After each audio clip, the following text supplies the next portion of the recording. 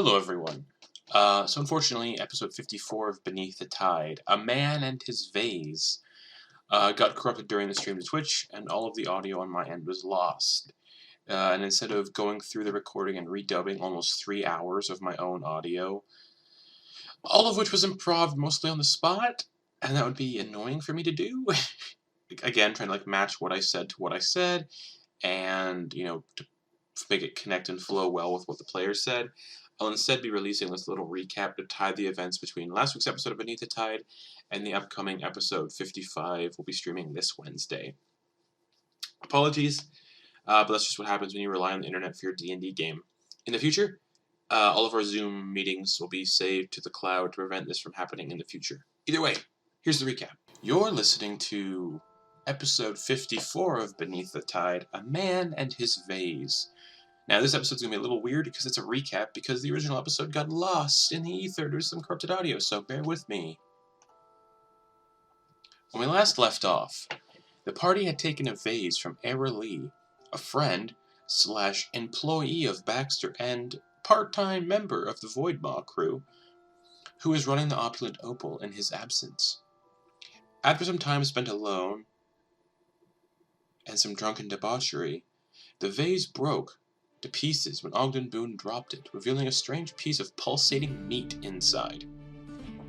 Shocked, the meat quickly grew into a wild-haired, untamed, and strange adult man who kept laughing and responding in strange, cryptic sentences. Somehow, the party decided to take care of the full-grown man, whom they had dubbed Jari. The party made their way to the Golden Fork, the healing order set inside the old necromancer's tower in the city of Solspitza. Upon entering, the party noticed several individuals wearing white robes and golden masks, all who were speaking in strange, dull tones and waving censers around, while seemingly gliding, even though footfalls could be heard.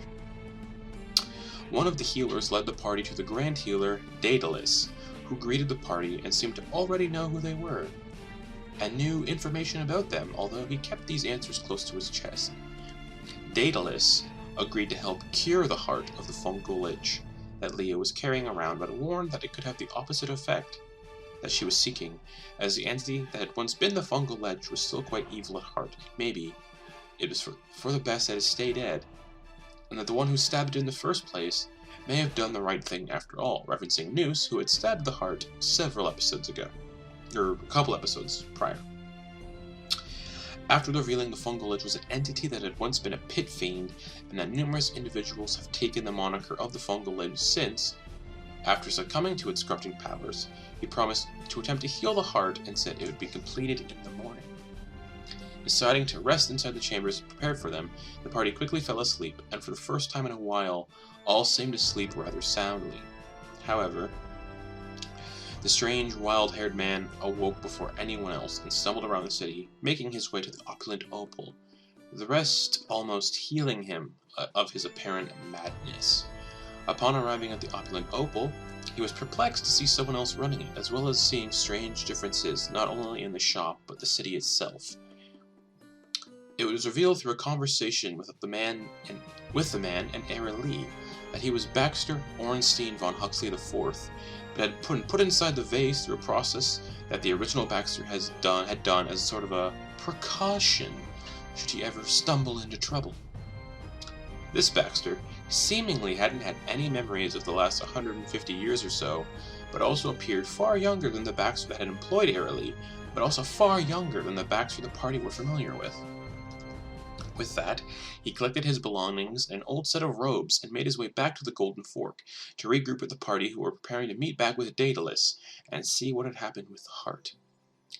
While discussing events, and learning that it was actually the eve of Wynocton, this world's Christmas, Baxter stumbled across the party looking mighty different and more clean and introduced himself, with the members of the party who knew the older Baxter commenting on his younger appearance before they set towards Daedalus to discuss the heart. Daedalus mentioned that the ritual had succeeded, but ended up destroying the heart in the process, which he deemed as probably for the best due to the evil nature behind it. But he gave the party some options. They could find a willing heart to replace the one that had been corrupted and destroyed, or go to where the fungal lich was born initially in the Nine Hells and heal the heart down there. However, he commented towards Leah that one of the steps to healing her circle had already seemed to begin, and was curious on how that might unfold. Before setting out, he spoke privately to Ogden Boon and Eclipse, and gave them each some wonderful insight and parting gifts. He gave Ogden the information, and allowed him to speak with an entity known as Frau Lewin, something Ogden had been casually calling to in his mind palace, only to find out that he was speaking to an androsphinx that was connected to his family in some capacity. Daedalus also gave Eclipse the chance to speak to her deceased parents, in which they expressed how proud of her they are, and that they'd always be with her on her travels. Deciding to head towards their destination, Noose was curious of before he left the party, the crew made their way out of Solspitza with Daedalus mentioning they check out the stables outside of town, and grabbing a few of the land tortoises, a strange creature native to the continent of Vesselfire, that were remarkably quick, given their name, and mentioned that the stable owners owe him a favor. With that, the party made their way out of the city gates of Solspitza towards the stables to collect their transport.